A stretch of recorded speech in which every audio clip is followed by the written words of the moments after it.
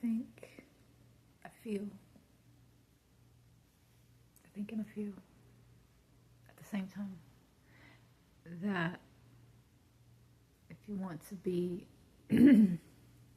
effective in this world while also doing good,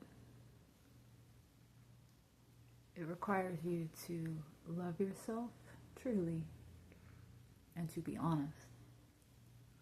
And love is a function of and precipitates from honesty and truth. They are interwoven.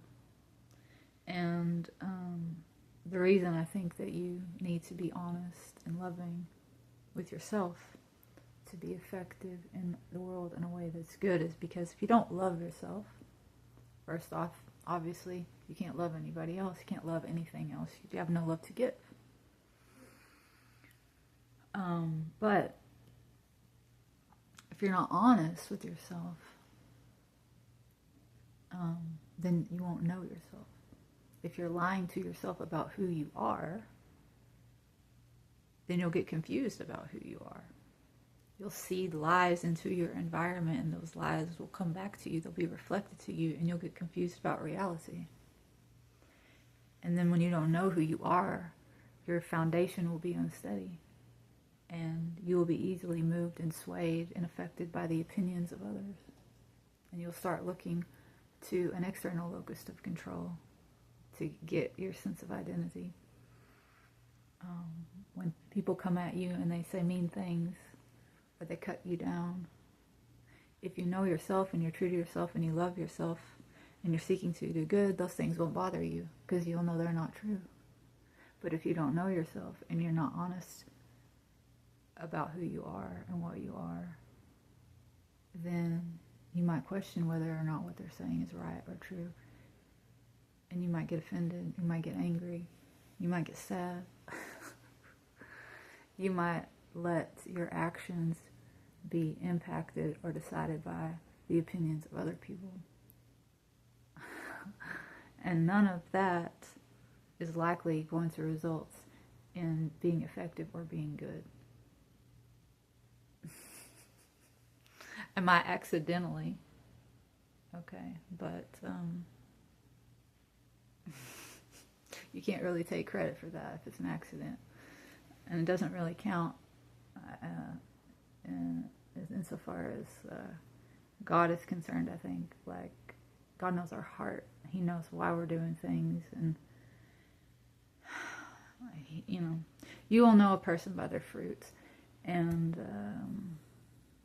and everything I say on this channel is obviously my perspective, my opinion, that is rooted in my intuition, which gives rise to certain feelings, and that guides my thinking mind and my critical mind. I don't say the things I say to try to convince anybody of the truth of what I'm saying, or I'm not trying to make anyone believe what I believe or see the world the way I see it. I think it's important for us all to share our perspectives. Each of us have a limited perspective. And the only hope we have at knowing what reality actually is if we all bring our experiences and our perspectives together and we create a picture, the whole picture. We have to remember, right? So, yeah, if you're not honest with yourself, then you don't know who you are, right? So, step one is be honest. Seek to know yourself. Be kind with yourself. Be gentle with yourself. Because we're all limited in our capacity, in our awareness at any given time to know the totality of reality. Like, we just see a portion of it. And through seeking wisdom and through seeking to understand, our vision can broaden, right? And as our vision broadens, we become more aware. More information, more light comes in. Light is information. When you're seeking the light of God, you're seeking the truth. You're seeking information. Formation, information. There's order.